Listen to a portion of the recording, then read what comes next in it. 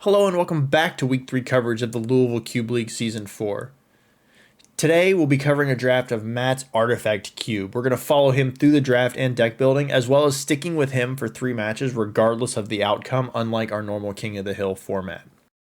If you are interested in hearing more about the overall season structure, be sure to check out the first video in the Season 4 playlist as it goes more in-depth on the structure of the format and the season as a whole. But for this draft, let's go ahead and get into the draft with a slightly different commentary crew, as we've replaced Scott with somebody with much nicer hair for today. Hello. My name's Joey. I'm Prose. And I'm Matt. And today we're taking a break from Vintage Cube. We're actually going to be playing Matt's Artifact Cube. Matt, do you want to explain one of the extra rules we have before we get into the draft? Yeah. So you'll notice in the video there are some Cogwork Librarians sitting in front of everyone. In this draft, everyone started with a copy of Cogwork Librarian in their pool. So there will be a lot of them moving around. You'll see some packs that have multiple in them. Anytime you see a white sleeve, it's one of those Cogwork Librarians. So lots of extra picks going around. Let's see if we can get one of those double picks to start us off as we get into pack 1.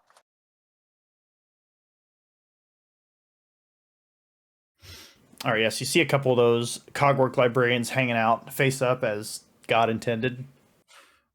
And I distinctly remember when I opened this pack, it was not very good. There wasn't a lot of direction. It was a lot of good role players and interactive pieces across the board, but nothing that really set me down a path. I see you've pulled a land to the front. Do you feel that taking a powerful mana choice like Polluted Delta is a good start in this cube, similar to a lot of other cubes? Yeah, it's pretty common in this cube to want to be a lot of colors and splash a lot of things, so it was definitely high on my list regardless. So I see a Forensic Gadgeteer at the front of that pack. That's always a card that, since we're going to be casting a lot of artifacts, catches my eye. I tend to draft this deck a lot. I don't really... It's very good, but not a lot of people know how to draft it. There's a pretty popular strategy, pretty powerful strategy in the cube of just making a lot of objects and finding ways to use them, and Gadgeteer is the best way to do both. One of the best ways to do both of those things. Right. It making clues, but there's plenty of food cards in the cube as well. And then I got past a pack with Jolene. Not Jolene. Jaheira, right? Jaheira, is the card we're seeing at the front. Another great outlet for having a bunch of tokens. It works really well with that Gadgeteer that I took, because you can use them together to make a lot of mana. And interestingly, you can actually use them to tap the clue for mana and sacrifice it with immediately, because it doesn't require tapping to sacrifice. And the Gadgeteer reduces the cost to 1. So it just lets you sacrifice all your clues for free.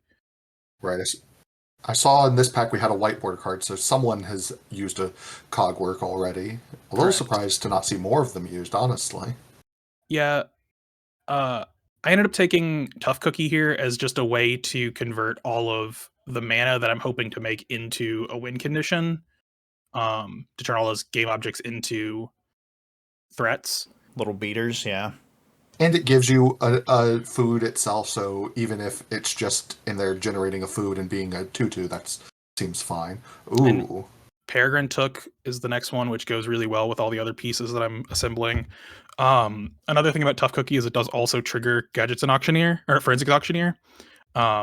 Which... Oh, being an artifact itself, yeah. Yeah. So it ends up making a ton of game objects. So it's not even bad by itself. Do you feel that you need to take a lot of the artifact cards? Because a lot of these cards, like Peregrine Took and Jaheira, that are payoffs, aren't artifacts themselves. So are you finding that usually not? Usually you can find enough overlap without needing to have the artifact cards themselves, but it's obviously a plus. And I ended up taking the Might Stone and Weak Stone just as a card advantage engine, as well as a little bit of interaction. Mostly for the draw 2 ability, but interesting. So you don't think of it as a removal spell. I know there's not the most removal in this cube, so the Might Stone and Weak Stone as a optional removal spell also seems quite strong. It is strong. I will sort of reveal at the end. I don't have a lot of removal, and so it did end up being a relevant piece, but I did take it at the time as mostly a cantrip. And then I did end up taking another Cogwork Librarian to add to my stack. Interesting. I would wonder, can you use 2 Cogworks in the same pack? You can. Okay, so you could take 3 cards. I could. Out of the next pack, pick one. So I end up using the Cogwork here for a Temple Garden and an Asika's Chariot. Mainly, I know the reason I took the Temple Garden is it ends up that a lot of the overlap with this deck ends up being white for a lot of white-green food cards. So I wanted that option, and Chariot is just a really good stabilizing threat by itself, as well as can work with the tokens aspect of it. And I took the Soul Cleaver here as a hedge for getting the Lannis, the 3-mana Lannis, as a potential combo deck. Yeah, I mean, even without it, I mean, you talked earlier about your clues essentially sacrificing themselves with Gadgeteer. I mean, it just seems like I had never seen that card before this draft, and it is good. Yeah, and Sue the Conies is another piece of interaction that I took. I think the safekeeping actually ended up being super good, because this deck ends up being sort of like a combo deck where you want to assemble a couple key pieces together. So safekeeping, be able to stop them from killing any super important piece, was very good. And then Protocol, just another piece of interaction. Costing double blue does seem a little rough, though. I don't believe we've gotten much more mana fixing after that first pick, Polluted Delta, even though, as I say that, Heaped Harvest does give us a little bit of mana fixing. Yeah, I think I ended up spending a little bit more focusing on it in the next couple packs, but yeah, I didn't see a ton this pack in general. For sure. And then, so last couple picks. This Limbus actually did end up making my deck. It was quite good, actually. I do remember forgetting the trigger to draw, and it was still good there. So, onto the second pack. I don't really remember what I took here, so I'm just watching. I'd be curious with the Cogwork Librarians. I would feel like if you had someone sitting to, since this is pack 2, if you had someone sitting to your left with multiple Cogworks, be worried that maybe they're going to snatch some of your good cards going into this pack. That does happen, I think, in one of the later packs, that there ends up being a pack with like 3 Cogworks in it, where a lot of the good things have been sifted through. But Bristlewood Farmer is a really good stabilizing threat. It makes two objects for my deck, which is good by itself, and then if they can't answer it, we'll just like beat them down. It's pretty strong.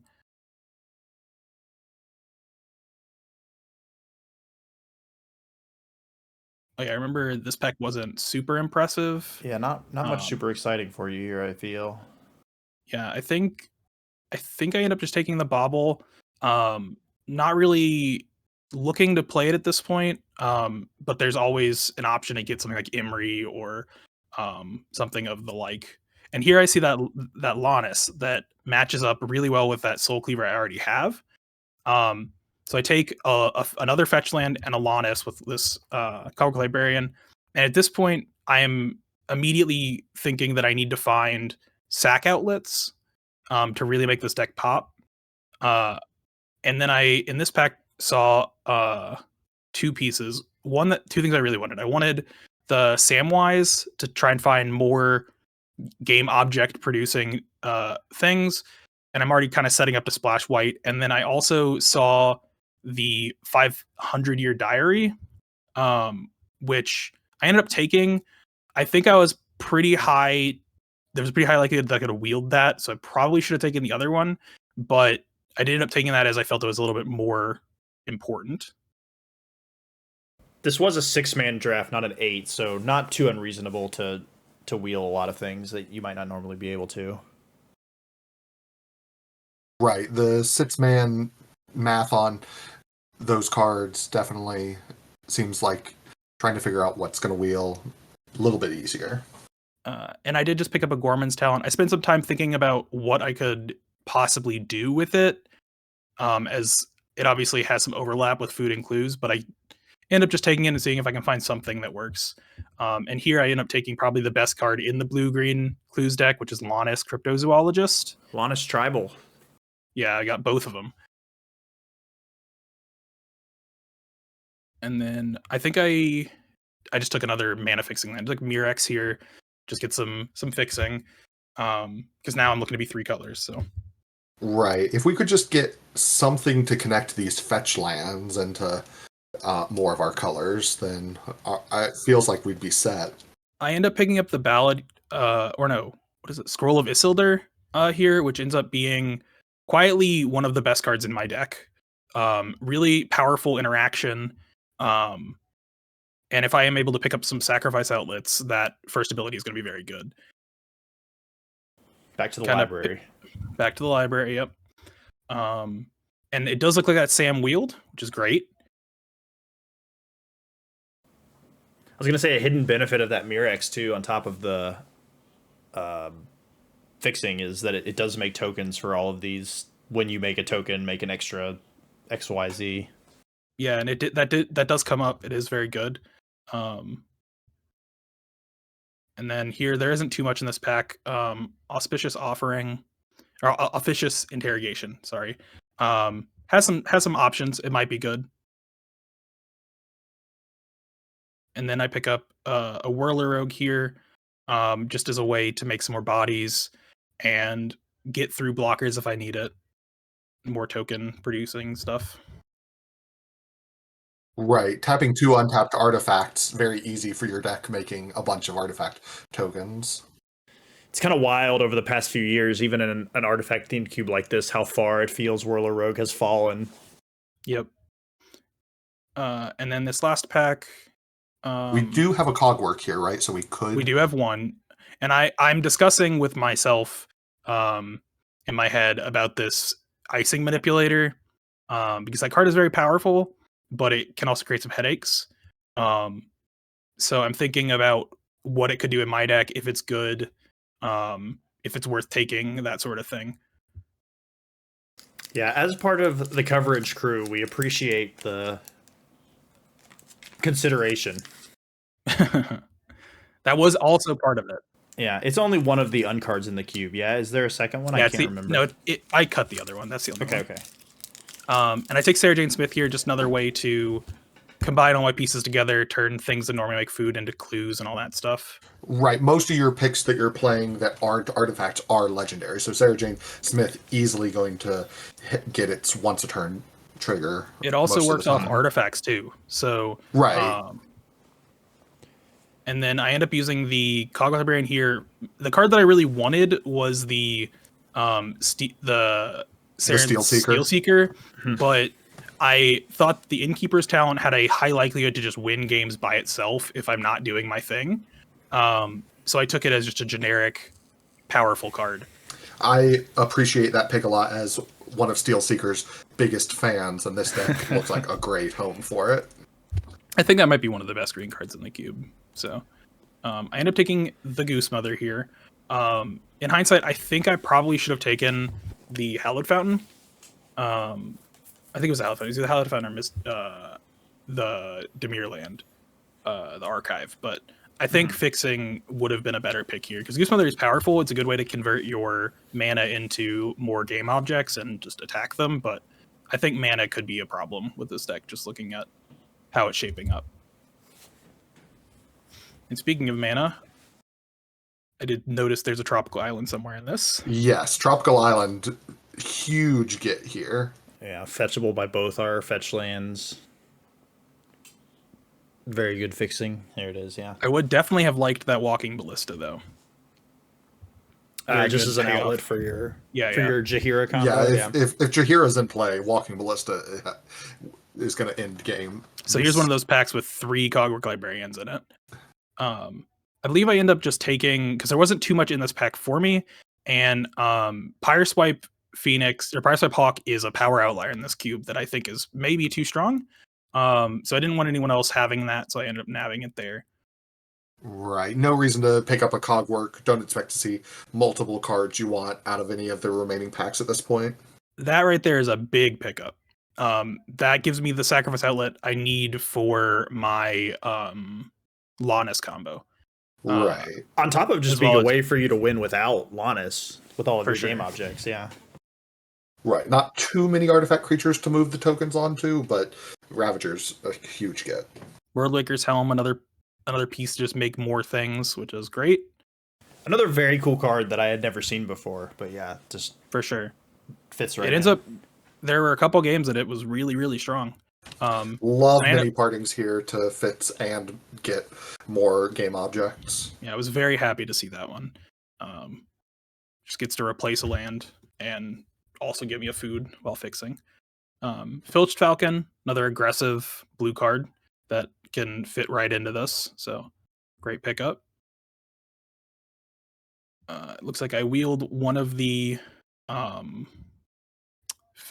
surveillance, but I'm taking Feasting Hobbit as a.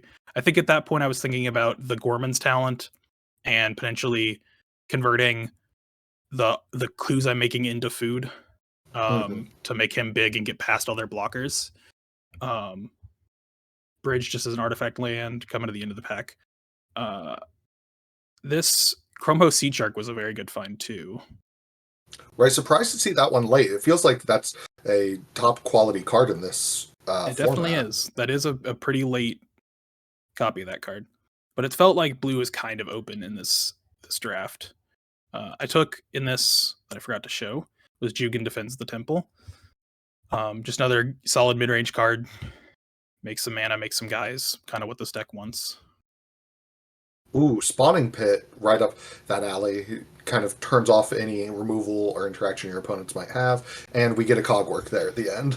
Funnily enough, everyone ended with one Cogwork Librarian. I was about to say, I remember that happening and it being impressive, yeah, so. So we can take a look at where the deck ended up there.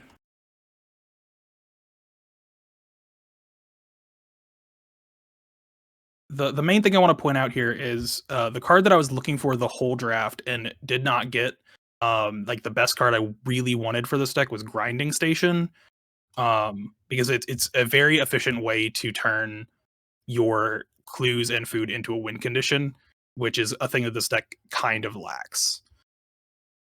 Right. But I kind of like how on curve, like aggressive the hands could be. Like you have several 2-drops that can start applying pressure, and then if you get to land an on curve Bristlebud farmer, you're able to, or a Seeker's Chariot, you get to start attacking pretty big, pretty quick. So you definitely have some things that can draw the opponent's attention before you get any of your engine really spinning up. Yeah, and the only other thing that I want to point out in regards to that comment is that I did end up missing a lot of interaction is the big thing with this deck that can make getting those early aggressive threats through. It looks like the only pieces that I ended up playing main deck were the Scroll of Isildur and the Mites and a Weakstone. So it's very easy that if I run into something that I can't really get past, that I kind of just have to pivot onto that value engine because I can't really attack anymore. Right. It looks like our splash ended up pretty good. Unfortunate that this Polluted Delta can't get white mana, it appears. It cannot. But ultimately, thanks to mini partings and a couple other things, we have more than just the 2 or 3 white lands you see, as there's a couple other ways to fix it in the deck as well. And you only really need one ever, right? Like, Yeah. yeah, so not too bad there. Cool. Well, let's get into the games and see how it plays out. So getting into the first game here, we actually have Prose versus Matt. So depending on how well you guys remember this match, it'll be a surprise to me either way. Let's see what we have getting underway here. All I remember from this match is That's true. Spoilers. Yeah, just a brief, I guess, kind of crash on my deck through these first 2 turns. Matt mentioned looking out for Grinding Station. Unfortunately for him, my very first pick of this draft was cashing in my Librarian for Grinding Station and Cart Clan Ironworks. So it just kind of went from there. But coming out with a Mirror Retriever. Mirror Retriever, so that immediately signals to me unfair things going on the other side of the table. Matt mentioned during the draft and while we were reviewing the deck, not the most interaction, so has to be at least a little bit worried that things could get spiraling out of control if Prose starts to put together his own little combo or engine. Definitely. And the only thing that I would like to add is I haven't seen a second color yet. And the other thing that Prose could be doing that I was unaware of is potentially doing some black-red sacrifice stuff where Mirror Retriever would fit in as a solid mid-range option. True, it could just be a value card, but when I see that card, my combo alarms start going off. And here we get that Limbus Steel Seeker value. Get my free card and then another free card.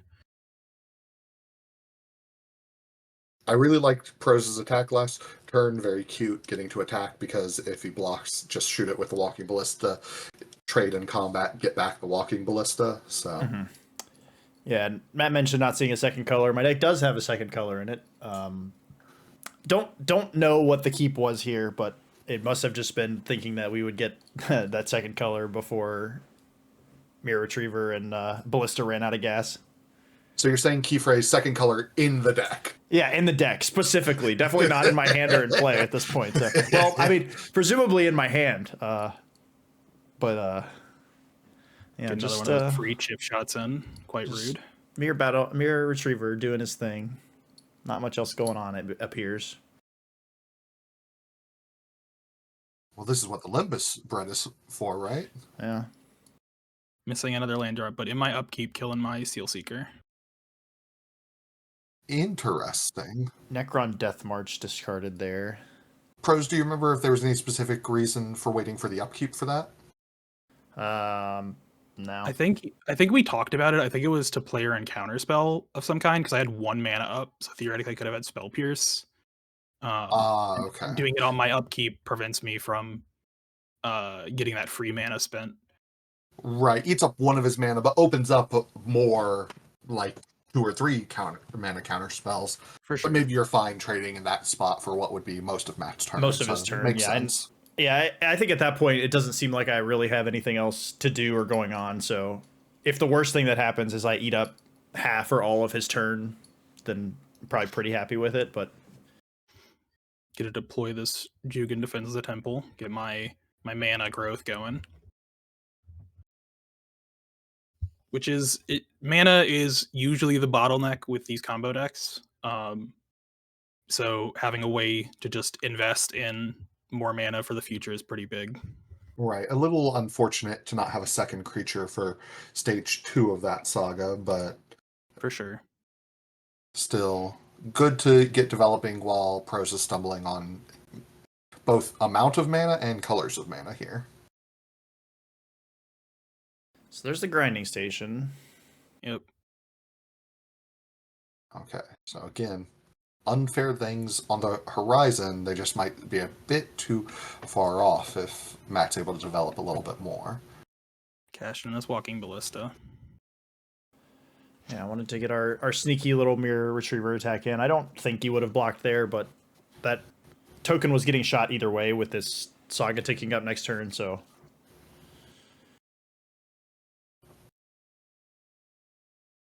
Then I play my Lannis.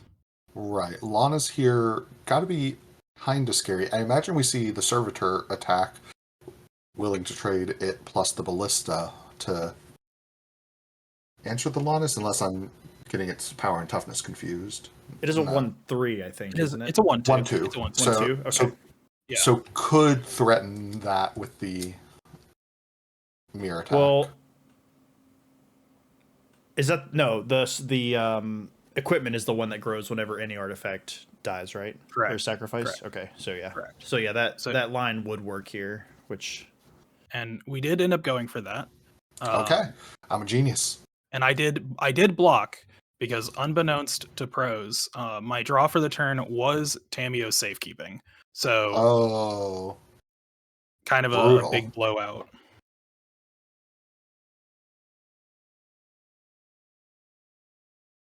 Yeah, pretty unfortunate. Don't get to do anything with the grinding station even at that point because the ballista was already gonzo. And now this Remnant of the Rising Star coming to play is going to evolve the Lannis, get a Get a token. clue. So Yep. dangerous stuff afoot. For a second, I lost track of where the Remnant went, but we just had a reader.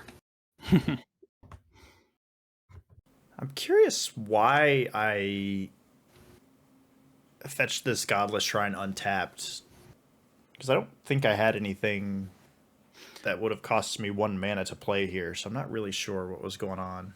Right, I believe you did it before everything went terrible last turn, so maybe That's true, yeah. Maybe the plan got altered in some way. Possible, yeah, possible there was an alternative line considered, but Goose Mother making food, triggering Lannis, getting another clue, starting to feel a little all engines here. yeah, the engine definitely is running, and mine is not, to put it gently. Right, I mean, Yeah, if just you're... done. Okay, I was going to say, you're in the right colors for removal if you're able to point a removal spell at the Lannis, then just staring across a couple 2/2s, or no, the Goose Mother was a 4/4 there? Yeah. So some pressure, but at least could have broken up the engine. But without any of that, we're starting into game 2. Yeah, and in the opposite contrast here, we play a multicolor Survey land and a Bin a land, so... Starting off with Case the Filched Falcon. It looks like from the contents of my hand, I got one of those aggressive draws Joey was mentioning in the draft. I currently have some lands and then Tough Cookie and Goose Mother. So got a nice 1, 2, 3, 4 curve coming up. Also from Prose's side, gotta say, seeing how brutal the color screw was last game, knowing now you have Marsh Flats, Godless Shrine, and I forget the name of the surveil land. Is it Backstreet? Shadowy Backstreet. Shadowy Yes. Backstreets, yeah. Just brutal to know you have the Fitzing in your deck. Yeah, it was a 17 land deck, and it was I can't remember if it was an even split or slightly black favored, but it's not like there were only a few white sources in the deck. There were plenty. And that yet another Wow. coming to play tapped land here. While I have the same start from the first game, but And I do want to point out briefly of my turn 2 play. Taking a book from standard, I play a Tough Cookie, which gives me 3 artifacts to turn on my case on turn 2. So I can quickly curve this into activate if I would like and start attacking for 6. Which does look like it's what I'm going for. Seems to be the option, yeah. Putting on a lot of pressure here.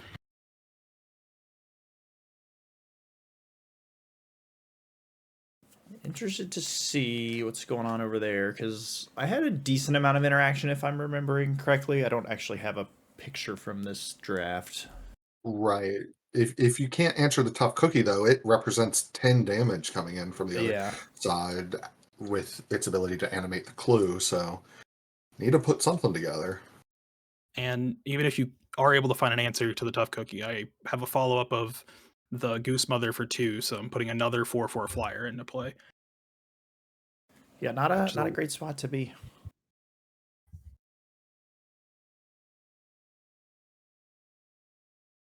Interesting consideration here. I guess on board we could pump. Okay, interesting. I was thinking maybe we could pump the Ballista, use the Ballista to kill the Cookie, and then leave back the Mirror to block and get back Ballista, but I definitely think, and I think this is the turn I'm thinking of, that we're going to see in a minute that I should have left this Mirror Retriever specifically back if this was going to be the line. So you could block with it, then sacrifice it to the grinding station. Right. Yes. Because as it is, kind of seems like this Esper Sentinel is just going to end up dying instead, which... I mean, maybe it's not that much different in the end, but or we just don't block at all. Okay. Right. If Matt doesn't animate, I don't feel like you're pressured into Yeah. the block, but still not in a great place. I think if Retriever is back there, we're blocking no matter what, and then just grinding with it. Of course, but yes. Because we always want to grind with this Retriever this turn. The consideration is, do we want the 1 damage more than the 4 life. Yeah, and I think the answer to that question is no, but I apparently felt differently at the time, so. At this point, I've moved over to the +1/+1 counter die, which is a little harder to see, but it's easier to denote the difference on the counters because now I have a bunch of different tokens with dice on them. So, and here we start seeing some attempt to deck me. We've now assembled the loop of Mirror Retriever, Junk Diver. So both able to get the other one back. So if he only needs to block 1 or 2 creatures a turn, then that'll be sufficient. But Matt's presenting a wider board than that here. Yeah, with the Junk Diver able to block the Goose, it definitely helps, although it doesn't really matter here because you're just blocking 2 4/4s either way.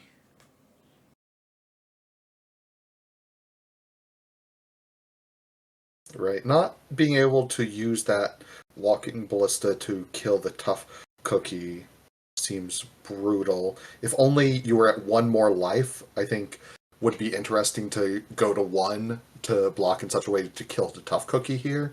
Yeah, well, and keep in mind too that we also should just be at 4 more life if the Retriever had stayed back last turn, which so that would give you that option. So multiple lines that could have ended with killing the Tough Cookie, but not quite able to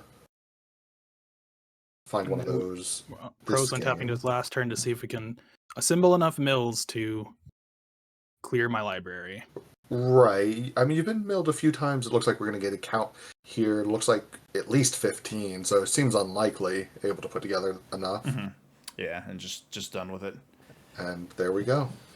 So we'll see Matt again in the second match.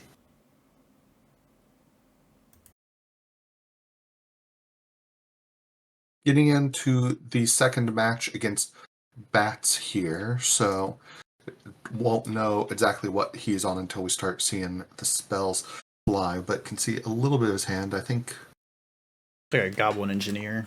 I thought I saw a Goblin Engineer as well, so maybe on some of the recursive loops similar to what we saw Prose trying to get under.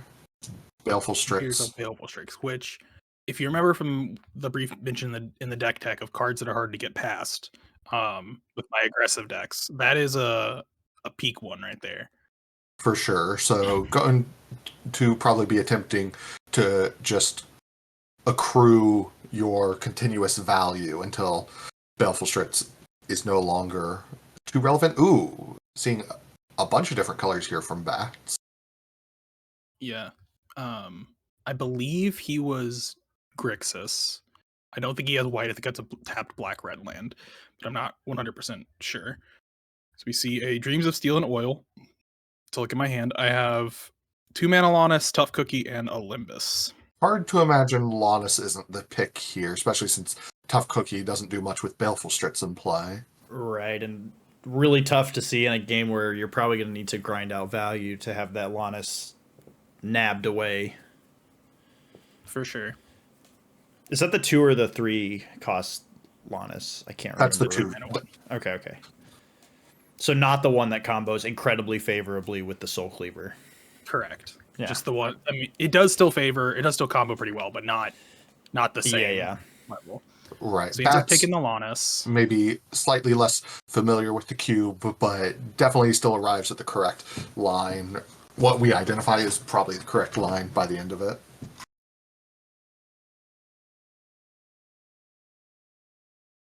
Yeah, Lannis has a lot of words on it, so even if you don't know what it does, it's probably better to take it than Tough Cookie. For sure. Tough Cookie also has its fair share of words on it. Yeah, true. Sure.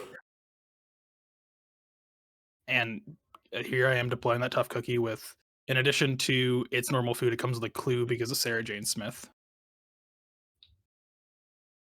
But I still can't get my damage through because of this bird. It is quite a rude little bugger.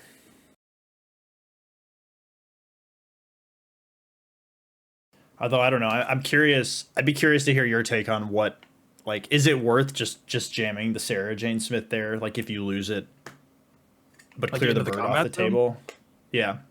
I don't think so at this point. I haven't seen enough to indicate that bird is like super important. Mm-hmm. And it does get shown here that attacking probably would have been bad because he has Goblin Engineer. Yeah. But Sarah Jane Smith represents a lot of game objects.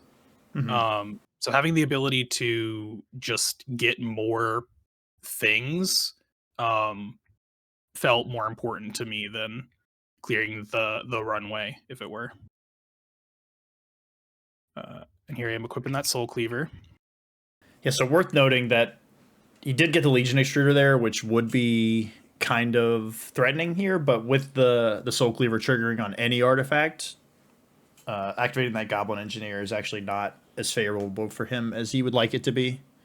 Right, putting Tough Cookie out of range.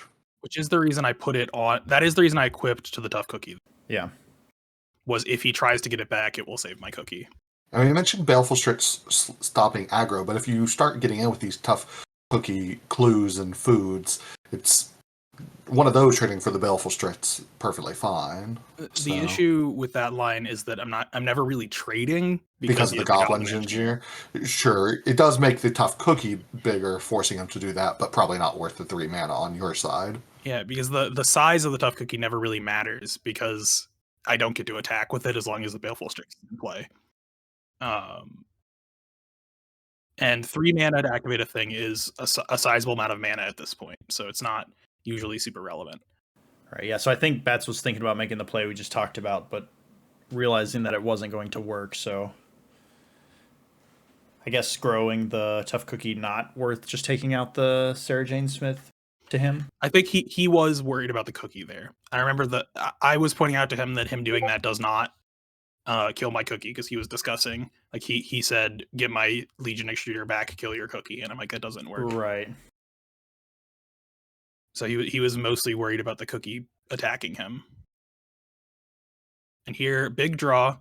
I have my Jaheira to convert all this artifact mana into cards. Or artifacts into mana, apologies. Makes the Tough Cookie a bit more enticing, too, now that we can... I mean, we have so much green mana now. For sure. So I make 4 mana here. And do that trick I talked about in the draft, where you don't actually have to tap your clues to draw with them. So I tap them for mana, and then sacrifice 2 of them to draw 2 cards. Just making a big old cookie.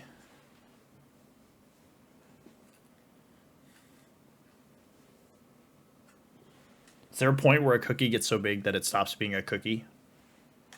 No, it's just very tough. It's just a tougher cookie. Well, but like, does it become a cookie cake? Oh, I see. To me, that is what a cookie cake is. I would describe one as a tough cookie. That's fair, yeah. So here I have established that my Tough Cookie cannot die to this Legion Extruder, so I move it over to my Jaheira as another insurance plan to grow that card. Jaheira is a 2/3, right? Correct. Okay. So it's not as threatening, but just as a means to an end, get my board large across rather than just in one place. Right. The Tough Cookie is already really threatening, so if Bats has a card to point at it, he probably will. So good to start growing the other things if that happens. And additionally, I believe Sarah Jane Smith is a 2/1. So yes. I could not save it at any point with the Soul Cleaver, because as soon as I try, he will. But Jaheira should have 1 counter here from that exchange. I believe I catch it at some point, but yes, it should. Yeah, there it is. Yeah, there it is. Yep. We see Bats considering now. It got 2 because Sarah Jane Smith also died. Oh, right. It's anything. It's not just the artifacts. Yep. Duretti. Yeah, Duretti proves to be quite an issue at this point. As we've established, it's kind of hard for me to attack past this Baleful Strix. So, Duretti being able to pick off any piece that is relevant is a challenge. Right, and Bats having 2 artifact lands means he's very far from running out of stuff. Was only on 1 red mana this turn, so he doesn't get to also Goblin Engineer after playing Duretti, but we went from what felt like a pretty good position to now maybe a little bit on the back foot. That also right there was the moment that I forgot to actually do. Oh no, it wasn't. The Limbus does it when it comes into play. That's a different point. All right, so Here there's we that see other the other Lannis. Lannis. And this was, I did notice he did not have red mana at this point. So I quickly get my Lannis going before he can snipe it. Yes. Likely not long for the world with the ready in play, but But Lannis, it now goes infinite with itself and Jaheira, making Jaheira infinitely big, right? It doesn't go infinite. It just makes it so need Gadgeteer for that. Or yeah, because it still costs 2 to sacrifice the clue. Of course. It just means I can pay 1 mana to sacrifice my clues. If I had Arcbound Ravager in play, it would. But because I don't, it's just I have the ability to crack every clue for 1 mana. Or I have infinite pay 1 mana draw cards. Yeah. But yeah, if we had that Gadgeteer, we'd be cooking. Correct. Yeah, so Gadgeteer or Arcbound Ravager makes this actually infinite, though I guess not technically, because then you would draw your whole deck. And that was why I was so big on finding that Arcbound Ravager, is that with the Gadgetzan Auctioneer, or Forensic Gadgeteer, with the Forensic Gadgeteer, it makes it as big as I have cards to draw, which is good, but is a lot better when I can just make it infinite Ravager. Right, because Ravager sacrifices it for its own effect, so you wouldn't draw a card in that scenario. Correct. And Bats over here establishing more value. He has played Nick Valentine. Yeah. Which lets him convert all of his sacrifices into removal or into clues. And then he copies his Baleful Strix, which I mentioned to him after the draft, or after this match, that I think he should have copied my Soul Cleaver here. Which would have given him a pretty big Baleful Strix to attack me with, but it also prevents me from really comboing off, because every time I sacrifice the thing, his guy gets bigger. And you can't currently block a flying creature, so... Correct. Sure, but if that's the case... Oh, I guess he can't get it back with Gadgeteer because it costs too much. I was going to say he could reset it at some point, but that is not the case, costing technically 4 mana. Right. There's not a but actually clause on Goblin Engineer. And he did end up minusing his Duretti to pick off my Lannis, which makes sense. I think at this point I was worried he was going to take out either my Soul Cleaver or Kira, because I think those were more important than the Lannis by itself, but I think he was a little afraid of the value I was establishing. Oh, unfortunate to see both Helm and Peregrine took both cards that would have allowed the infinite, if I'm not mistaken, by making 1 additional token each of the loops. So yeah, kind of curious on thoughts of even a couple turns ago if it should have been Jaheira or the Tough Cookie that gets taken down, but I think in hindsight it should have been Jaheira. I think the mana is a lot scarier because Tough Cookie does stuff, but not without mana. And Jaheira is the core of that. And I guess in fairness too, that he didn't know your deck was going to be doing this, so like maybe Jaheira wasn't actually that spooky. And here I try to start establishing my tapped versus untapped tokens, as I'm gonna have a lot of them. We're just gonna live in a world where we trust that you know what you're doing, and that you definitely probably didn't cheat. Yeah, it's an assumption for sure. So Karn here making a construct that is very big. Any construct made in this cube I expect to be very, very big. Yeah, we got a token being pushed off the screen up there at the top, but yes, eight artifacts in play now for Bats. And I distinctly remember at this point trying to figure out how I can get past this, as I don't really have a ton of removal in my deck, and the longer the game goes, the more value he's going to get out of this Duretti. So I kind of need to find a way to get past this board quickly. And I remember I have I did not main deck the Whirler Rogue, which would have been my best out here. Oh, okay. So I don't really have a clear way to get through this. So I'm kind of at a loss as to what I'm supposed to do at this point. Yeah, and I mean, even with not the long term considerations, I mean that construct is an issue. Mm-hmm. For sure. There's the Gadgeteer. So we just had a flood of things that would have made our combo infinite with Lannis. But because we can sacrifice so many artifact tokens now, the construct is no longer really that likely to get bigger than Jaheira anytime soon, as Matt could sacrifice 3. It seems very likely that Jaheira is just dead to Duretti next turn. But possibly, but then there's plenty of other targets for it, yeah. So. Well, no, it's only -1. Oh, okay, Yeah. my mistake. I think that honestly, anything on my side of the board aside from Peregrine Took is a reasonable target. I think Whirlwicker's Helm is reasonable because it, even if I don't have things to play, it represents tokens. The Diary currently, just with what's in play, taps for 4, which is reasonable. Jaheira makes all of my clues do what I'm doing now. 5, right? It counts itself. Well, I guess now it does count itself, but... yeah. So I think any of them are reasonable here. So I don't think I paid too much attention when I'm parsing out my next couple turns as to what he's going to kill, because really your guess is as good as mine. Everything I haven't played is relevant. Right.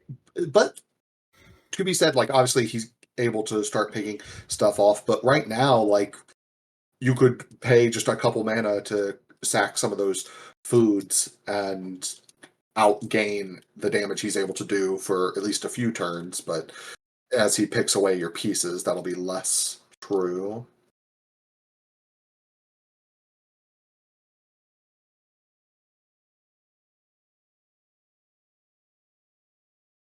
See, I've got a ton of tokens, and I think I'm thinking about playing this Sam or not, because he has the ability to just pick it off on instep with his engineer. So I'm trying to decide if it's worth. Yeah, so I'm trying to decide if it's worth playing it or sacrificing something with the mana, and I end up playing the Sam as a means to get back my tough cookie. Because I can get, yeah, because of all the mana I have in play.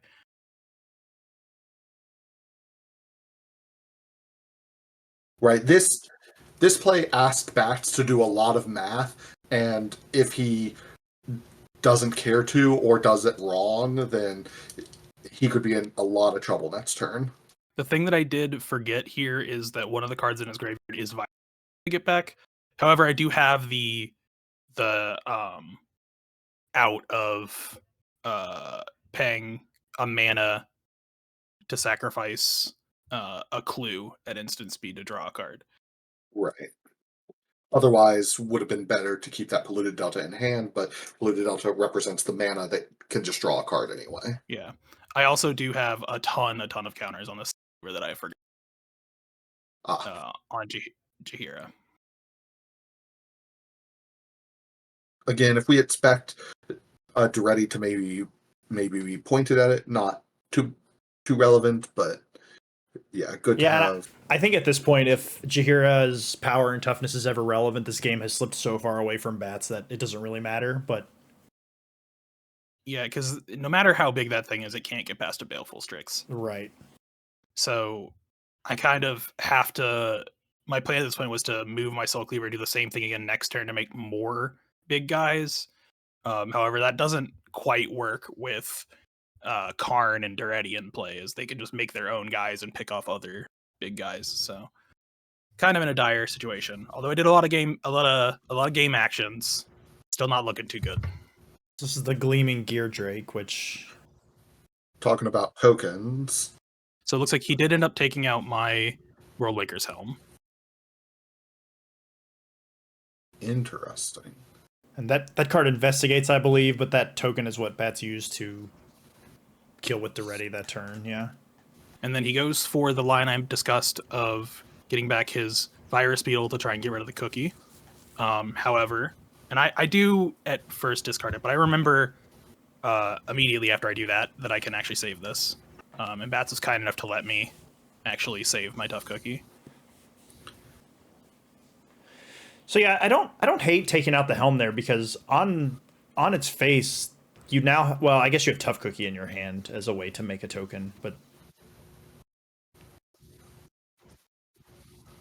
yeah, and I think that's why he went for it, because just tapping that thing represents 3 tokens because of the Peregrine Took and the Forensic Gadgeteer. Can that only target artifacts that you control? The Yes. Berserker's Helm? Yeah. Yeah, Okay. it only copies your artifact tokens. Yeah, just making sure because you making constructs here would be very potent. Big. Yeah. Yeah.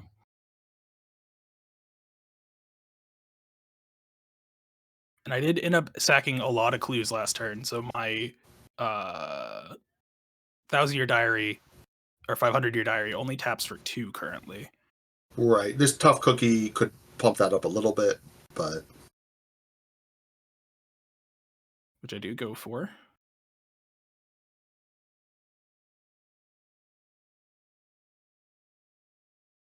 And yeah, now it just becomes a question of how many of these not summoning sick tokens we can animate if that's the route we want to go, because there's a lot of mana now available. Which I am denoting separately. Those are the summoning sick ones versus the non-summoning sick ones. yeah. As it does matter.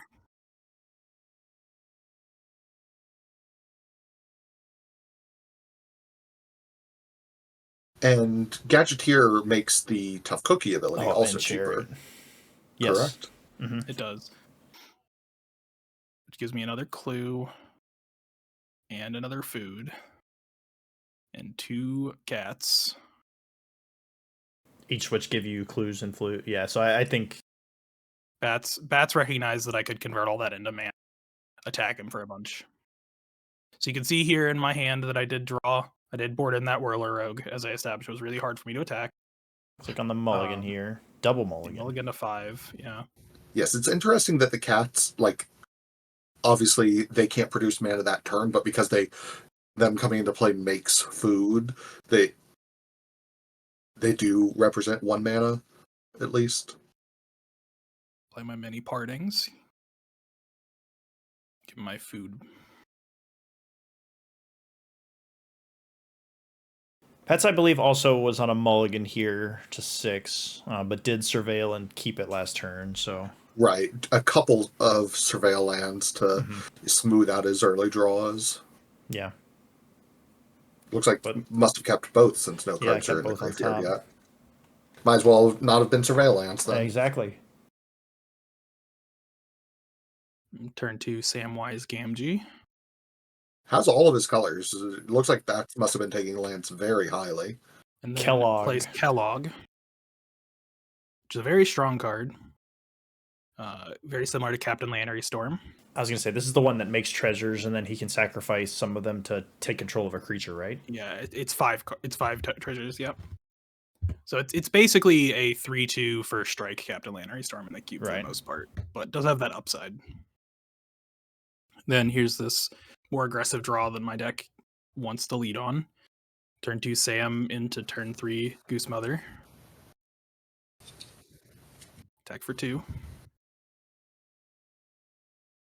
And I have established a cute little loop here, which I believe you'll see this turn, where since the Goose Mother makes a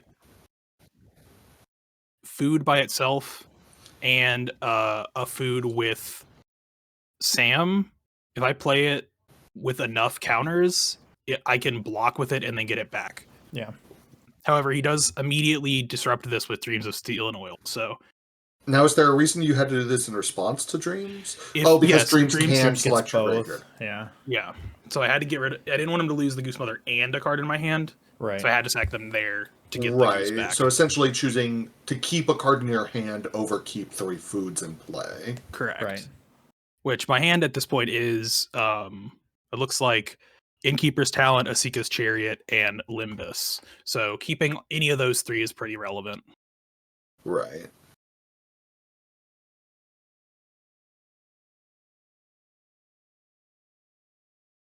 Here's that Baleful Strix again. The Great Brick Wall has returned. Yeah, that's with very good early turns here, so... Oh, Gadgeteer, though. Gadgeteer, not bad. Right off the top.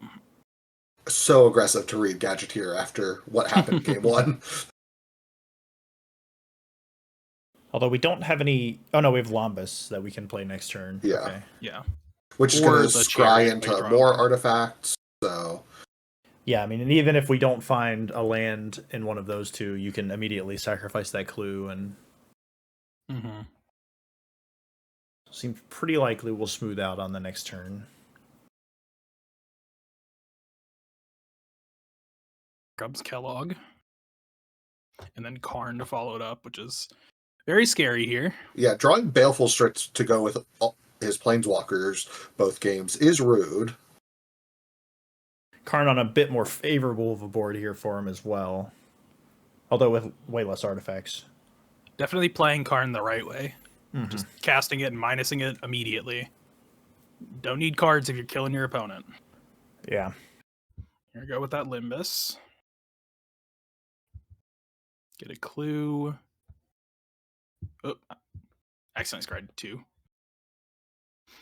But I put it right back because I was just going to draw a land anyway. That doesn't even break the top 5 game rule violations that I've seen this week, so... I had it in my head that was a preordain. Uh, I'm so used to scry 2 draw a card. oh no. The Innkeeper should have Oh. calculated better. Brutal miscalculation there. It's the downside of missing your land drop. Although, I mean, not for nothing. I mean, I guess we can make at least 2 more artifacts this turn and just grow that guy right back up, but getting rid of those treasures, shrinking this construct a lot. It's true. Right. You'll still be able to attack as a 4/4, though. So, At this unlikely Matt would double block, but maybe it slows bats down.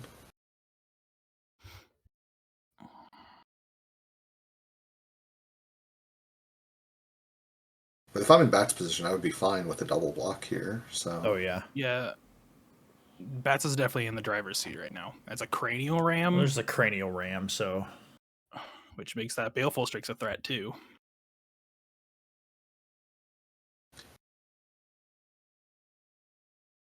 Interesting. So I think I'd be interested in getting in with one of the constructs here as well. I think that's but- correct too, because the double block that he was afraid of on construct is the same double block I'm making on the Kellogg here.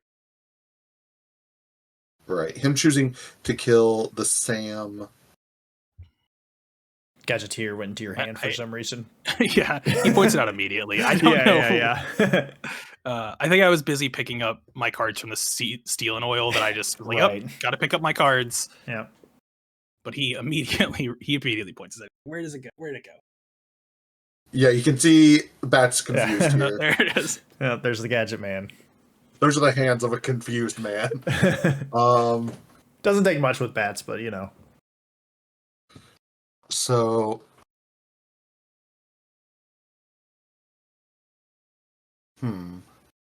Tough spot. I understand wanting to kill the Sam because the Limbus is also a food, so 2 foods in play threaten to just get back the Gadgeteer if he had chosen the Gadgeteer instead. Well, I get my Sam can't get the Gadgeteer back. It's only historic permanence. Oh, that's right. I'm so used to getting back any creature you want it to, but... Even still, I mean, I don't think there's anything relevant in there right now, but there was just I guess the Innkeeper's Talent was there he could have gotten back. Maybe you're scared of that, but... No, wait, that's not a saga. Historic.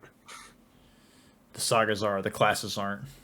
I think he was mostly afraid that it makes a thing on any creature which is significantly more likely than me having artifacts.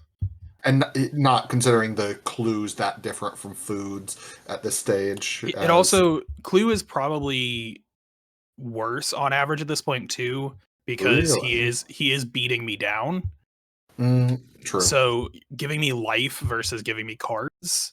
Oh yeah, this is a Brea, so we found what all the other mana is for. So that's right. Immediately. With the meticulous archive, seeing that second white land after we talked about one in game one, makes sense what that's like. White splash is for, and just that one white pip on Brea. Matt forgot to mulligan, but was not on top of my game in this match. There was a lot of stuff going on. Deck not being as kind this match, it seems. That's on a basic land? Gotta play some number of them. Follow up with the mini partings. Meanwhile, mana's going to be perfect on the other side of the board. Well, he probably figured that since he surveilled twice and left them on top last game, that it just wasn't worth. Fair. Turn 2 Virus Beetle when I mulliganed. Quite rude. Love a Virus Beetle. Love a Virus Beetle. Really love it in a Goblin Engineer deck. Yeah. And gotta love from Bats see how painful of a choice that was for Matt. Like, seeing how long that choice took means that, I mean, maybe it's not good to know that your opponent has a bunch of good cards, but knowing that they're going to lose a good card's gotta feel nice. Yeah. Follow up with a Peregrine Took. Definitely one of the scarier cards. Yeah, just trying to get my engines rolling. So yeah.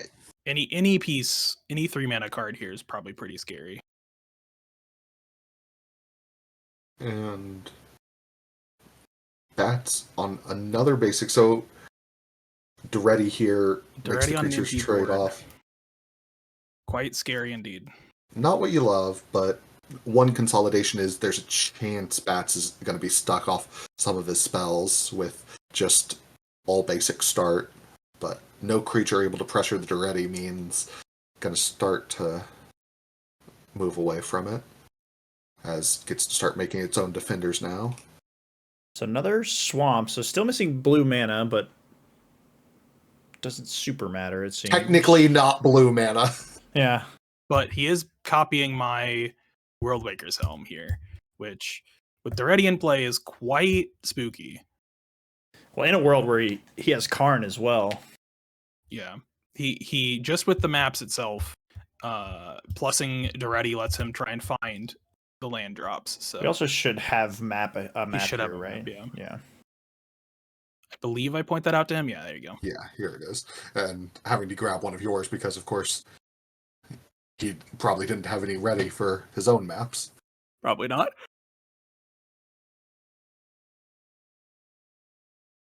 Scalding Tarn, and the world is entirely fixed from Bats' spells.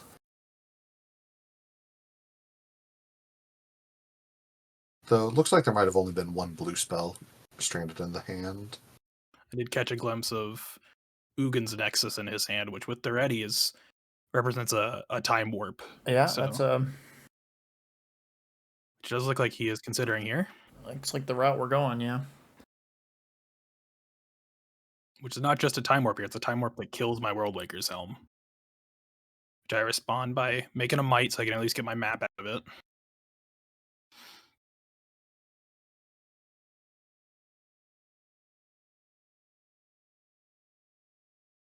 Which I think I remember here in a second. That's the whole reason I did that, was to get a map. Oh, I saw a die go on the other token, so I thought that was. Yeah, I think it was a mistake that I made. I put the die on the food instead of making another map. With the that's a food token, yeah. Yeah. Food token from mini partings on turn 2. Yes. I guess actually I didn't consider that. I think Bats can't actually activate that helm, so it's really just. Oh no, it's blue, not green. It's Excuse blue. me. Yeah, it's blue and 1. Yeah.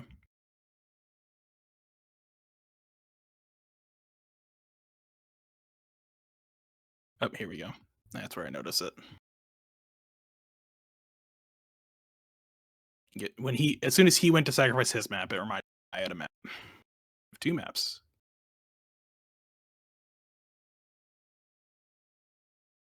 So trying to tell what he's got going on over there. I think he's got a Legion Extruder. Nothing great to target with it. Clearing out a guy. I think at this point, Legion Extruder is mostly there for its bottom ability, which is really good with I was going to say, helm. yeah. So it doesn't really matter what you're killing. Right. For the most part, just making a 3/3 is all you really care about. Although maybe would have liked to do that before we explore here, but sending the Gear Drake to the bin. I don't think that he needs more game objects at this point. Kind of just has a thing that says 2 mana, tap, make a 3/3 with no other abilities. And a map. Good. No, because he uses the map to make the 3/3. It just replaces Oh, sure. In this case, I imagine it might eat one of these defenders first, but I guess it doesn't need to eat that instead of the map. And here I play my tough cookie and explore a couple times, try and get something going. I do remember I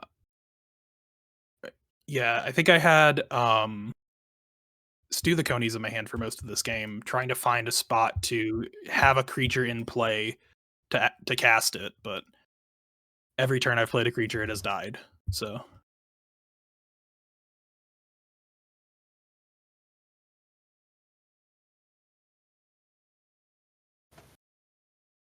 you see that engine starting with the maps and the gold map, yeah.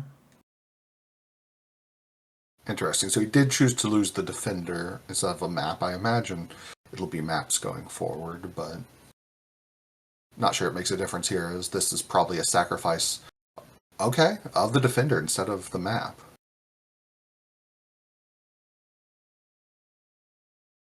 Yeah, I mean, we can start using our maps to reveal Brea. Which he kept, which was confusing to me at the time because he had no white man. And he just immediately plays the Triome. Yeah. And I'm going to say that die in the middle of the board that's been there for a while, that's the +1/+1 counter on the golem right now. So.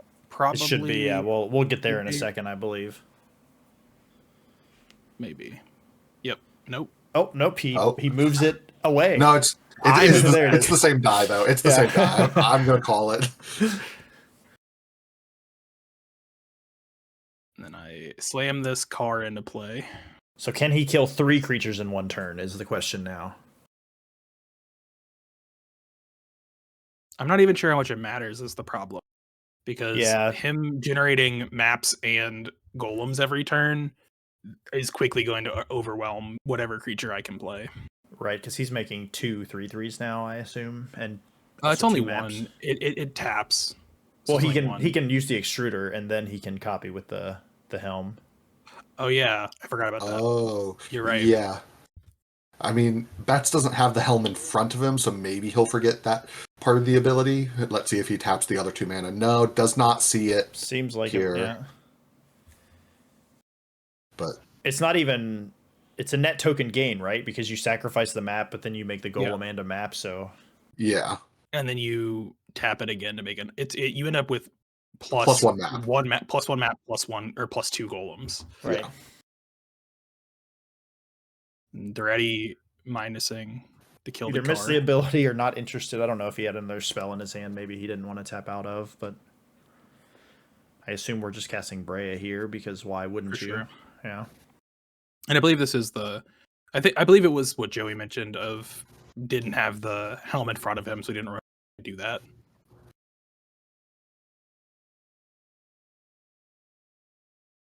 At this point, I'm really just hoping to draw a land so that I can play my Bristlebud Farmer and Stew the Conies. Which I take this double buck here to try and get him to use the Brea so that I have the ability to do that. Because if I don't do this line, he can always just sack some guys to kill my Bristlebud Farmer or shrink it in response. So I need him to spend his mana here. So which he does. Yeah, sacrificing a map and a Thopter also means he doesn't have any mana to extruder this and turn. I Looks did like we find do have the a land. land. And I finally get to cash in the Stew the Conies. but it seems like it's going to be a little too late, as this army of 2/2s or army of 3/3s is going to overwhelm me quite quickly. Yes, getting to play the farmer, make some food, kill the Brea, make another food. But it's a lone 5/5 versus 2 3/3s every turn, which is not the greatest. Not great, matchup. Jim. Especially because the 3/3s can quickly outgrow that 5/5, the maps that he's making as well. right, I mean, at this point, if Bat's in Bat's position, I might sacrifice an artifact and lose the Duretti to kill it, because he can attack for, it looks like 8 this turn, puts you at 3, and Well, that's not even counting like. I guess he doesn't have any. He doesn't have any maps to sacrifice here, but. And I just pointed out to him that his Worldwaker helm can make a second golem every turn. Well, he doesn't have any maps to sacrifice, but could get you use the helm first. You use the helm to copy a golem, make a golem and a map, and then you can extrude the other map into another golem and a map. Yeah. It's maps all the way down.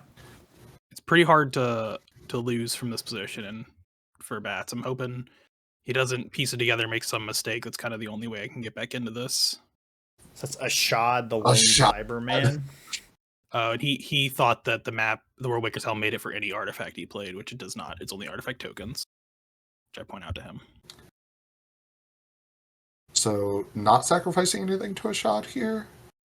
Ashad is just whenever he plays a non-legendary artifact spell. So that's right. He doesn't have... Casualty is the other. Yeah, the other non-legendary artifacts have it. He did make the line you said, sacrificing his attacks for 7. 4 a little bit different than 3 here, but still probably doesn't matter. Like, it's questionable. Plenty. Okay, I was trying to do the food math real quick. Maybe we could have survived another turn, but I think we were drawing to no outs even if we did. Mm-hmm. So I believe we see Bats pick that one up. Let's see if Matt's able to end up with a positive record as we go into the last match. Getting into the last match, here we have JT on the other side, and can't see too much from that opening hand. Can see just enough of an edge of cards to not see what anything is, but looks like he's on a mulligan here, and starting us off with an Inventor's Fair. Inventor's Fair, yeah. I'm starting us off with a Soul Cleaver, which understandably he had to read. And playing Patches. Okay, so maybe a bit of an aggressive deck, even though actually now seeing a couple cards in hand, I think I saw a Clock of Omens. He has a reality chip. Yeah, it's a reality chip and Cyberman Patrol. Cyberman Patrol, another aggro card. I love the Cyberman Patrol. I think that's the card I got confused with Clock of Omens somehow. Maybe we're pinched on mana here because it doesn't. Doesn't seem like we're. Interesting. From that perspective, I would have loved to just cast Cyberman Patrol and swing with the Automaton. And I have established the majority of the loop here. I don't have the third piece, but I have the Soul Cleaver and the Lannis. Taking a peek at the top card on JT's side, thanks to the reality chip. And he did draw the land there. Deploys a Simulacrum Synthesizer. Yeah. And sees Land Oblivion Ring, which is pretty good. Decides to keep them both. Didn't see what order those cards were in. Be a bit curious. I believe he's drawing the land first. Okay, I was going to say he has a pair of 2s to deploy in his hand, I believe. So it's makes sense. It's got to be kind of enticing. I mean, if he's Clock and Lannis for what it is, to just get the Oblivion Ring, because you miss a land drop, but you also get a construct, right? So I don't think he has clocked that, because I would have definitely attacked with the Automaton last turn if I considered either of those cards worth trading for. I believe he has not seen the loop yet. So he did not keep the O-ring. Or he didn't draw it this turn. Miss the Instead, he's life going gain. for Celestus. Okay, which does still get us a construct and some mana Allow here. us to So play a 2-drop, yeah. And I believe that you'll see, hopefully, a die at the bottom of the table for the night and day at some point. yeah, there's something, I believe it's a bit off screen, but And then Cyberman Patrol comes in. We get an attack for 5, yeah. Big chunk of life. so yeah, attack for 5. We have a 6/6 back on defense. Kind of exploded that turn. He did. I believe here that I'm going to start exploding myself as I equip the Soul Cleaver and start the loop. I sack a food first, which will trigger the Soul Cleaver and make a clue. Yeah, it feels like this is the turn you need to do stuff. I mean, sacking foods could gain you life for this not to be the case, but Afflict 3, thanks to the Cybermen Patrol and all the artifacts, means that if you get too low, like, you're dead to whether you block or not, so... The main downside with starting to do stuff here is it does tip my hand a little bit, because we mentioned that he likely did not notice the loop at first. However, me starting to do this reveals that he's kind of in check a little bit. So that Oblivion Ring is a lot more likely to be cast here. And I draw for turn, or for that clue, I draw the Arcbound Raptor. So he is officially in check. If he does not have an answer to what I'm doing, my creatures will be infinitely large next turn. So are you implying maybe, given this board state, it would have been good to slow play that turn a little bit? No, I think that's correct what I did. I'm just saying that there is an inherent downside to doing it. That it does reveal that it's a little bit more dangerous than it may seem. Right. I mean, given this board state, that O-Ring probably goes after Lannis no matter what, even if he doesn't clock it as the bigger threat. Like, it makes sense to pick that over the equipment or the tough cookie. So, There is some merit to taking the diary if you don't know what's going on, as it does threaten a lot of mana. And I would like to point out JT attacks with the Cyberman Patrol here, which allows me to take a little bit more damage, but remove that from the board for free, quote unquote. So I go to 3 here, but I get to remove the threat of not being able to block next turn. Yeah, it changes the math quite a bit. tough cookie being a food itself means you could block with it and then sack it to be at 6, which seems like it could be a relevant number here, but... So yeah, going back to day. It does also allow me to Tough Cookie still being in play and Siren Patrol not, means that I can block with my non-creature artifacts next turn by just activating them with the cookie. And I don't just die to the Afflict triggers. However, I go for the Ravager here. I explained to him that if he didn't do that, he was in check, so... Ambitious to explain that in game 1. I'm a relatively kind opponent. I point out things to my opponents all the time. I put Bats' maps and stuff in, put counters on his guys last game. Your opponent here helping your Ravager actually have power and toughness. It's true. Diary gets tapped for 2. And you're gonna play a And Bristlebud Farmer. That is not equipped, however, it is sitting on top of the Soul Cleaver. gotta imagine this 2-man is probably staying up to sack a food. I believe so, yeah. And this 5/5 is notably a relevant power and toughness. Right. Whereas if he is not able to put another equipment or artifact into play, I have a good block on the Patchwork Automaton. Unfortunate to see the cleaver not attached to anything here, as I imagine there's going to be a fair number of artifacts that could go to the graveyard this turn. Yeah, and he Nettle draws Cyst Nettle here. Cyst for turn, which is very spooky. Yeah, which essentially is 2 Nettle Cysts with the synthesizer as well. Yes, Nettle Cyst also counting the O-Ring, though, so one bigger than the Constructs are. Yeah, that's true, actually. Good point. Oh no. Or no, Nettle Cyst is just artifacts, isn't it? I'm pretty sure Nettle it's Cyst is artifacts. artifact enchantment. It's artifact. Yeah. Okay. I was thinking the synthesizer. Yeah, synthesizer is just artifacts, which I misspoke about earlier with the Oblivion Ring, so. He's counting artifacts here. I think you counted Astrid, which we don't count Astrid here, but. So they're both 8. Or no, 1, 6, 1's 8. 1, 6, 1, 8. And I believe I line up blocks in such a way that I'm able to eat this automaton for trading just one of my guys. And I do go for that line. As Soul Cleaver, while good, is not going to combo kill my opponent here. So New blocking rules not doing you any favors here with no. Right. With Ravager. I remember distinctly thinking about that at this point. Yeah. One of the first times I feel I've seen it be super relevant, but yeah.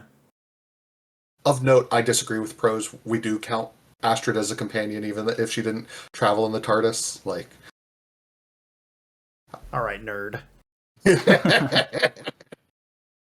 So here I have now a 7/7 tough cookie. We stand Doctor Who in this Cube League, just for the record. That is a big cookie. Yeah, we were talking about how big Tough Cookie could get in one of the other games, and 7/7 is pretty big and pretty relevant here. Approaching cake territory for sure. But with Reality Chip, like, I gotta imagine JT can start to just pull ahead on just being able to grind through his deck, as he's got a good amount of mana. He just needs to find the time to equip the chip. Mm-hmm. But I have my Worldwaker's Helm here, which also might not need to if he can just put together an aggressive enough attack. Helm, spooky, but yeah, really needs to find another artifact here, I think, to be able to attack. What triggered I there guess to make the clue? me tapping the helm. He copied the clue with the helm. Ah, okay, gotcha. That's why 5 mana's tapped. Gotcha. Which, yeah, we can make a bunch of 4/4s now, but decided it wasn't enough, I suppose. Yeah. I was 1 mana off of being alive. Yeah. I was 1 mana off of activating to make 2 blockers. Sure. Yeah, I guess even with only being at 3, even the life gain isn't enough, as any one of those unblocked creatures is enough. Yeah, I believe, yeah.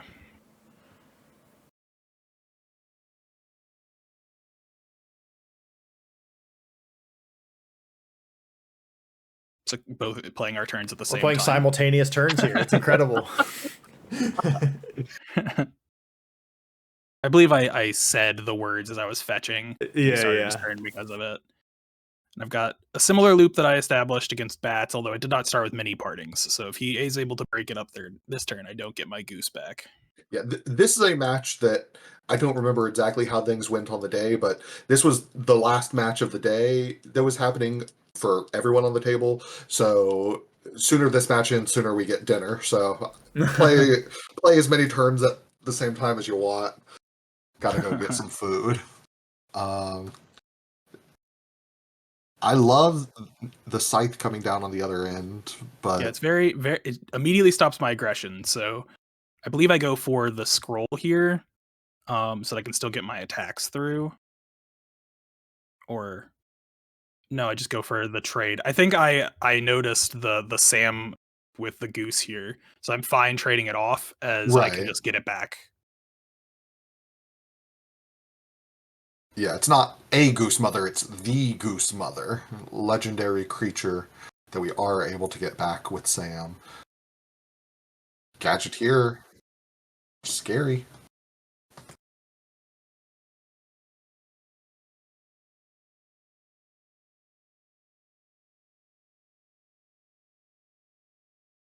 JT thinking through multiple options, it seems. You going for the scary play Glimmer Void with 1 artifact in play. Luckily, immediately plays the Celestus. So he's able to save that Glimmer Void if I ever... Which is super relevant, because I do have that scroll. The scroll, so I could have taken his artifact to kill his land if he did not have a... And here we go, there's that Limbus, which triggers my Gadgeteer. I get my draw. Play my Ravager. Things starting to get good on my side of the board. Able to get my little chip shot in here. However, is a surprise blocker for me. Yeah, that's interesting, because getting the Gadgeteer off the table is definitely attractive, but with a Ravager in play, I don't know. Yeah, it's definitely a discussion for sure. I do think removing that is pretty scary. I don't have another artifact creature for the Ravager stuff to go on just yet. Yeah, that's fair. Plays Armed with Proof. Make some clues.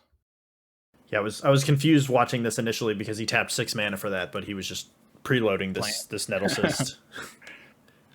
Okay. Yeah. Similarly confused. First we simultaneously play some turns, then we simultaneously play some spells. It's fine. And here I play this Scroll, which is really gross with this Arcbound Ravager in play. If it wasn't gross enough taking a Nettle Cyst, right. Extra gross with the ability to sacrifice it, as that Germ token sits in play by itself. Right, still equipped to it until you move it over to the Samwise here. Yep.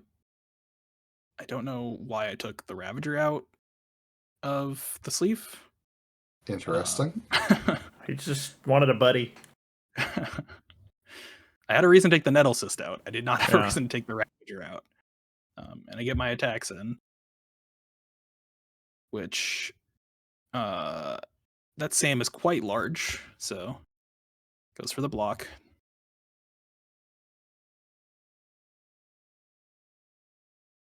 Yeah, it looks like an 8/8 from where I'm And I would like to point out that in my hand right now, I believe I have Lannis, which would give me, I think it's Lannis and the Soul Cleaver, if I remember correctly. So I have the whole combo. It's just setting it all up takes 6 mana. So I'm trying to not tip my hand too much until it's good enough to just play all of it and go. So JT plays the Illustrious Wanderer and then taps his mana to sacrifice, which is exactly what I wanted to see. Right, taps him out. Though, if you had gone into your turn where you were ahead on board and he only had 1 card in hand, it could be reasonable to go for it anyway, because if his 1 card in hand interacts, you're just destroying him on board. For sure. So I think I would have gone for it in that spot regardless, but now it's got to feel extra safe. So I play my 6th land. The Scroll stuns those 2 creatures. Yep. And then I reveal that I have both of them. So I make my Arcbound Ravager and Sam infinitely large and attack him for... So comboing off, there we go now into the 3rd game. Gotta say, impressed by JT's deck as well, as we saw some constructs from Bats last match, but JT having the Synthesizer and Nettle Cyst just counting big things, the Automaton counting quite large, like definitely like the aggro bend we're seeing from his deck here. Turn 2 Ashford Path, followed by turn 2 Lannis. Only white mana so far for JT. Not sure if that's intentional or... I do not believe it was. Seems maybe not intentional. When the 3rd one hits. Yeah. Luckily, he does have Astrid Path, which will explore if he's able to find some lands off it. He found a Staff of the Storyteller, I believe. Left it on top. Which I guess if he has another land to play, even if it is also white, is fine. Because it's going to get another counter when Astrid attacks, because it Well, has it's only it's only creatures. creature tokens. Oh, it's only creature tokens. But even by itself, it cantrips with just the 3 lands he has in play. So draw the card below. It's kind of the way. same thing. Yeah. Right. And here I play Sarah Jane Smith, make a clue off Lannis. Who should have a counter, which I imagine we're getting there, yeah. Different Lannis. It's the other Lannis. Oh, sorry, you're right. And then I play the Tarian Soul Cleaver. I got my Snake Elf mutants confused, sorry. It's understandable if I have both of them in my deck. So. Oh, surprise. It's a Staff of the Storyteller. Which he does deploy and draw off immediately. Let's try and draw that land. Which he did find a swamp. Yeah. A swamp? That's not the color I was expecting him to be looking for. He does have a candy grapple in his hand, so it's not irrelevant. But it is not blue for his synthesizer. I mean, no one said it was the one that he want, but it's the one that he got. What's he supposed to do, not play it? This isn't blue. You stay in my hand. And I can see in my hand I have 3 different props to play. I have Bristleblood Farmer, the Sika's Chariot, and the Journal. Mm-hmm. So I go with the investment one. Make another clue because of Sarah Jane Smith. Yeah, pretty hard to say no to that with the clue stack you already have going there, I feel. The way this played out, I'm not sure I agree with leaving Staff on top anymore, as now we see Swamp followed by Island would have been on top, so could have deployed that Candy Grapple last turn to clear out a threat. Well, he didn't have the Swamp at the time, so it's not guaranteed he finds it. So it does kind of make sense to at least have a play next turn. True, very results oriented to say that it was the card underneath, but also if the card underneath isn't a land of one of your other colors, you're in a really bad spot, so maybe have to play I also do not think he should have let me untap here. Knowing the contents of my hand. His hand has Candy Grapple and the crap. I can't remember the name of the card. The Spring-Loaded Sawblades. So he could have killed my Lannis in 2 different ways, but he let me untap and make more clues off it. So here I'm gonna deploy my car. We should also have a food off this Tough Cookie. We should, yeah. Which I don't know if I remember. I mean, there's a lot of tokens flying around. Yeah. Understandable that gets missed. Move this Soul Cleaver over with the remaining floating mana. And he decides now is the time to go for the fight, which is going to come back to bite him, as now my lawn untapped, which will let me turn my clues into counters on it if I need it to, because he waited until it was equipped. I believe I passed the turn, so my Soul Cleaver was equipped to the Lannis at this point. And so he has to use his second removal spell to get rid of Lannis, which if he had just not let me untap, he would have been able to just get away with 1. Right, and getting to use the Saw Blade last turn, because I believe Lannis was tapped last turn, saving the more versatile Candy Grapple. And I get his Armed with Proof here, which makes me 2 more clues, which is exactly what I want. Gives me a little bit of a rebate on that that sacrifice to try and keep my Lannis alive. Okay, so now we have to animate Blue with Tough Cookie and then equip it with a clue with Armed with Proof. Yep. That is a line I could do. Carrying a clue. That is a line I could have made for sure. Well, you would need 1 more mana, unfortunately. So I have the Soul Cleaver. I have the 1,000-Year Diary. Yeah, the 500-Year Diary is plenty of mana at this point. I can also equip that diary because it's a clue. True. Food's in play now, so it seems like maybe I remembered. Yeah. Yeah. I believe I touched my Tough Cookie, rearranging my board, and I yeah, I have a food.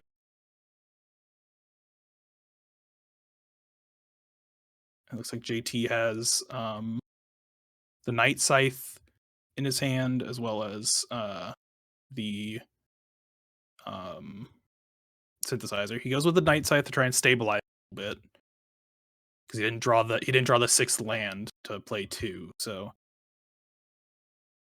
At this point in JT's spot, I think I'd play to the out of just trying to draw Cyberman Patrol and hoping to cheese a win with that.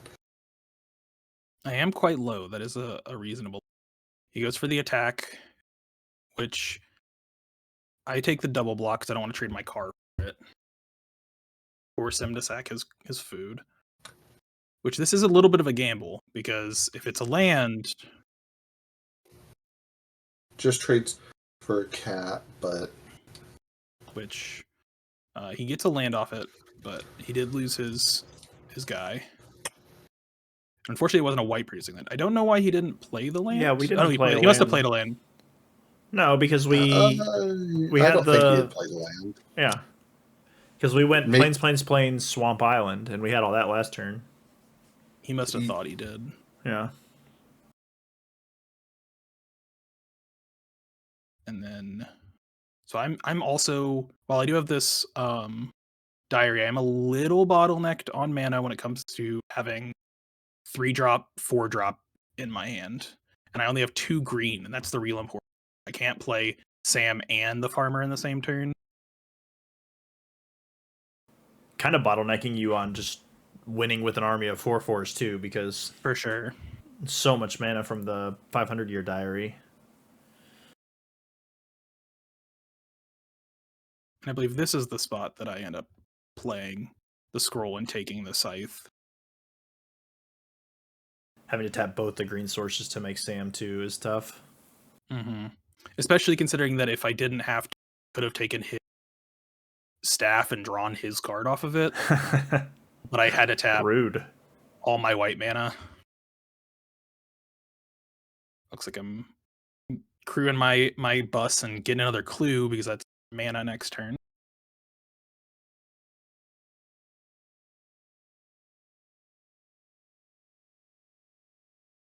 Definitely got my engines rolling here, and taking his blocker out of the way is definitely scary. Looks like he has almost a double 3-drop line, except we got 2 blue. He drew Unctus for turn. Can vehicles crew themselves? They can't, right? They cannot crew themselves, no, but they can Okay. crew other vehicles. Yeah. I was just thinking if he should have tapped his own Nightblade, but he didn't have any way to do that, so. So we got the synthesizer out. And it looks like he has make disappear at a land. Keeps one of them. I would assume it's the make disappear, however, that's not great here. As okay, so he's looking for that layer of protection. However, I think he is overlooking the stun on his 2 guys.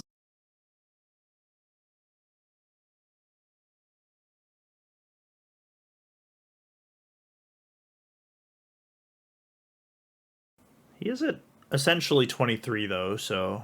Right, he's been sacrificing the foods when he was exploring with Astrid, so has had a bit of a buffer that's already been eaten away a little bit, but still at 20, so not likely to be dead to this attack. Though Tough Cookie is just so fast. I would not be surprised if there is maybe a lethal line. I am just bottlenecked on green is the problem. So I can only make 2 things. So we're 1 green off lethal, it looks like, maybe? So I'm crewing the scythe I'm borrowing and his chariot. It's 9, 11. And then I'm going to make with 1 more green, we could make 2 more 4/4s here. So does that mean we're attacking for 19? 3 I think so, plus. Oh, no, it's a little bit less than that. I think it's only 17. Yeah. Although It's 12. It's 12 from the 4/4s, a 2/2, which is only 17. Oh, was that maybe an equip of the scythe, but can't sacrifice a clue? I had 1 extra mana floating, from the diary, and I was trying to not do it so that I can sack a clue instead. Gotcha. Or even sacrifice a food if necessary. Though maybe we don't have a food to sacrifice. We don't, but also I don't think I would need to anyway, even if I had the option, because he only has 2 creatures and they're both tapped, so they're not untapping because not untapping either. Yeah. Right. I guess we could have animated another clue instead of animating that food to leave the option at least open. Mm-hmm. That's fair. Very marginal. Unlikely that 11 power is coming across on the other side this turn. So it looks like that blue bottleneck definitely is hurting JT over there. Right. Unctus would use up both blue mana. It doesn't seem like he can deploy it and another relevant spell. So I think it's just 2/2 drops, leave up, make disappear. Yeah, I mean, Unctus with another spell would be nice because Unctus would make a construct as well, but with nothing else to do, just the 2/2 drops don't seem like they're going to get it done. I think if he had one more blue, just playing Unctus, leaving up Make Disappear would have been better, but because he's choosing this line, because it's the same number of blockers, it's just he gets to leave up Make. He's reading to know what the last one is, which I do not remember what the last. Oh, it's I draw 2 cards. You draw cards for his tapped creatures. Yeah, so I'll end up drawing 2 cards. He kind of got by the second stage, so wanted to make sure he wasn't just dead to the third. That scythe should be untapped, but I'm not sure it's going to matter. I mean, he's at essentially 9, blocks 2 4/4s. It seems like this is still way more than enough. Probably, yeah. I did also still not draw more green mana, so it is just extra 4/4s.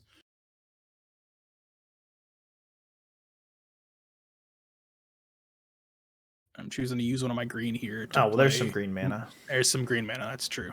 Well, that's gotta be lethal. I don't need to do the math. I'm calling it. Math is for blockers. It's not for Joey. That's what we've learned. Well, he does get to burn 2 of it here with the Make Disappear if he chooses. He does lose his 3 life is the issue. Yeah. I guess we'd have to count to see what the mana is here. To know if it's relevant. It's looking like he's choosing to let it go. I don't know. I think when you put it that way, that's essentially that has to keep you off at least 1 4/4, right? And 4 is bigger than 3, so it depends on how many tokens I can tap, because Jaheira is making a lot of mana herself.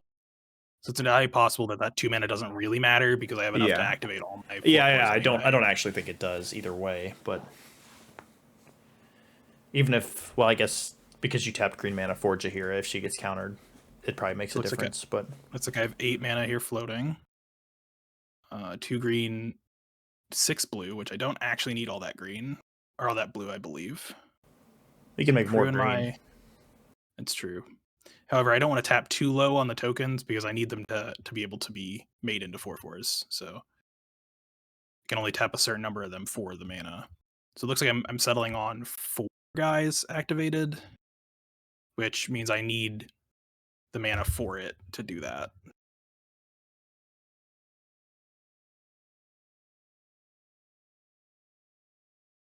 So I settled on 3. I backtracked a little bit, I think. 3 feels like enough, though, right? Probably 2. Yeah, he only has 2 blockers. Yeah, I think it was maybe enough if Jaheira got countered. That's what I was saying. That even if he Make Disappears and you just opt to not pay for it, I think you still have lethal here. But so this is where I settle on my attacks, and it looks like it's enough.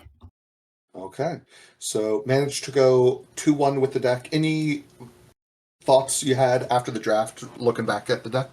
I think I didn't really have a ton of options for it, but I really should have tried to prioritize interaction more. I ended up sideboarding in Desertion and Disruption Protocol a lot, because I didn't really have enough. Like, my opponents are playing things like Duretti or synthesizer or taking one of Prose's mirror retrievers would have been good. Just key moments that I could have lined up a counter, slow my opponent down. But other than having those pieces, I was really lacking in the ability to stop what my opponent was doing, which came back to bite me really hard against Bats because his engines got online real good. Yeah, and I mean, it was essentially, I know you won one of the games with the Strix involved anyways, but like it felt like that Baleful Strix just did so much work. Mm-hmm. It was a brick wall for the majority of the time. Though talking about not having much interaction, I was actually very impressed in any game where Scroll of Isildur was played just as interaction, taking away your opponent's biggest thing for a couple of turns. Looking back, I think while I did assemble a lot of engines and get a lot of things rolling, I think the strongest individual card in my whole deck was the Scroll. It being able to just like slow my opponent down, clear the runway, and draw me cards on its way, really strong. And I've got to say too, kind of impressive looking at it now. I think the only card in the deck that we didn't actually see was the Mightstone and Weakstone at any point. The Innkeeper's Talent got countered, I guess. Everything else got played, but yeah, we just never saw that the Mightstone and Weakstone come up. Never saw Steel Seeker either, I don't believe. Steel Seeker was in the first game. He played it against me, yeah. That was the game that I had the Tameo safekeeping to save my Lawless, right. Because I remember that because right when the Steel Seeker thing happened, like he killed my Steel Seeker with the or the first time. What's his name? Pellman made a joke about him not having hexproof. Like, should have had the hexproof to save him. He made the attack, did the same thing, and I saved it with Tameo safekeeping. But yeah, no, the deck was very good. I was missing some key pieces. I've drafted this archetype a handful of times, and I think you really want more ways to sacrifice for not spending mana. I really only had the Ravager to like convert my game objects into things without like spending mana on it.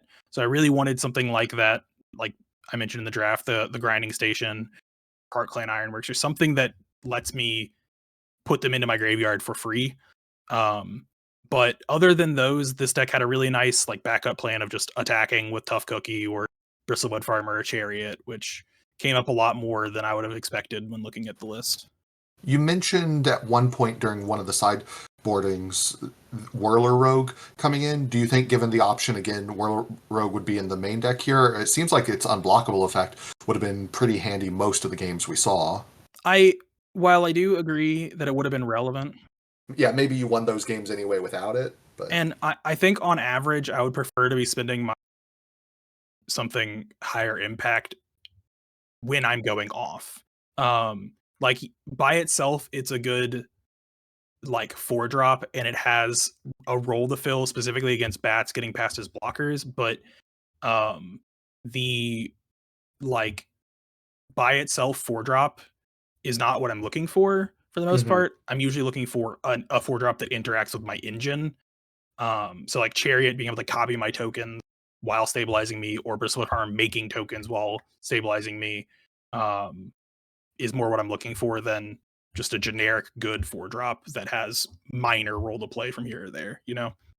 That makes sense. Cool. Well, I think that's it for us this time. So join us back as we will be maybe in Vintage Cube again, maybe another cube altogether. All right, so after all of that, the creator of the cube managed to come out with a 2-1 record. Congrats to him. We did not have any 3-0 gamers from today's draft. With all of the results from week 3 now in place, we can take a quick look at the overall scoreboard. This was one of 4 drafts that we did today with 10 total drafters, so there has been a lot of change in the numbers on the leaderboard. Keep in mind that this leaderboard does include the results from the Vintage Cube draft that we previously covered in week 3, so this is totally up to date as of right now. As far as the invites go, there has been some slight shifting, with Pellman, Joey, Matt, and Scott now holding the top 4 seeds, and Levi, Prose, Daniel, and Spurlock holding down the at-large spots, although Armstrong and Bats are each just 1 win out of one of those at-large spots.